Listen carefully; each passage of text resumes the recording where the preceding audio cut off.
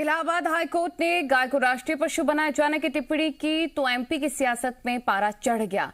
एक तरफ जहां पर बीजेपी ने इस सुझाव का खुली बाहों से समर्थन किया, वहीं कांग्रेस ने समर्थन देने से पहले इस पर चर्चा के लिए विधानसभा का विशेष सत्र बुलाने की मांग रखी। कांग्रेस की मांग के बाद बीजेपी को कांग्रेस को घेरने का मौका मिल गया। बीजेपी ने कांग्रेस पर तुष्टीकरण की राजनीति करने का आरोप लगाया है।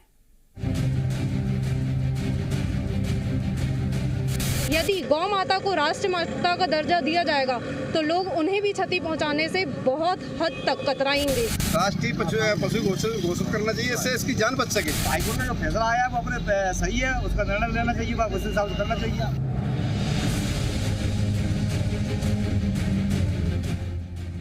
यूपी के इलाहाबाद हाईकोर्ट ने गाय को राष्ट्रीय पशु घोषित करने का सुझाव क्या दिया। एमपी में गाय पर सियासत गर्मा गई।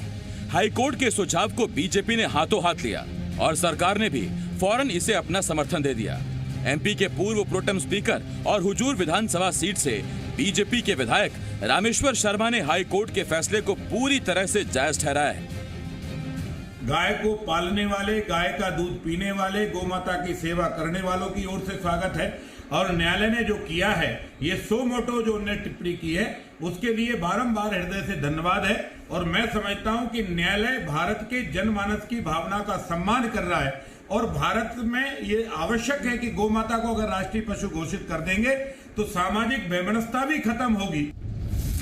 दरअसल इलाहाबाद हाईकोर्ट ने एक याचिका पर सुनवाई करते हुए कहा था, गाय को राष्ट्रीय पशु घोषित किया जाना चाहिए।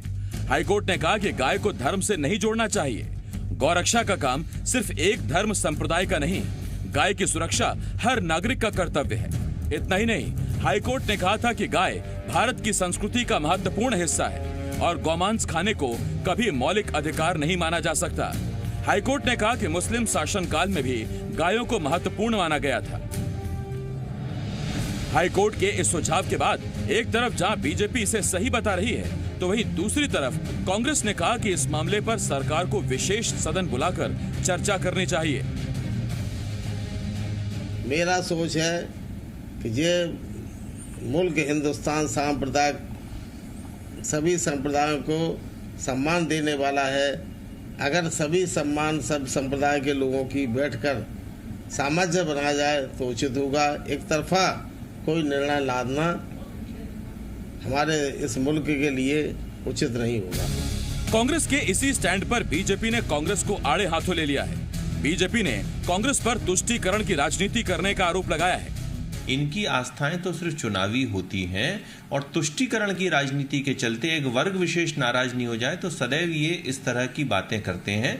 भारतीय जनता पार्टी की सरकार जब रही है, गौवंश को, गौ माता को अपना सम्मान दिलाने के लिए हम प्रतिबद्ध रहे हैं। गौ संवर्धन आयोग हमने बनाया और मुझे लगता है कि अब जिस तरीके की जनचेतना हमारी सरकारों से प्रारंभ हुई है, निश्चित ही गौ माता को अब राष्ट्रीय पशु का भी दर्जा अवश्य और शीघ्र मिल जाएगा।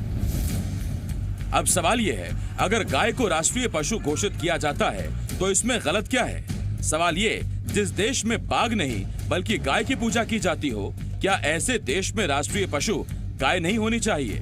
और सवाल ये भी, क्या एक वर्ग विशेष को साधने के चक्कर में ही कांग्रेस ऐसा स्टैंड ले रही है? ब्यूरो रिपोर्ट, जी मीडिया।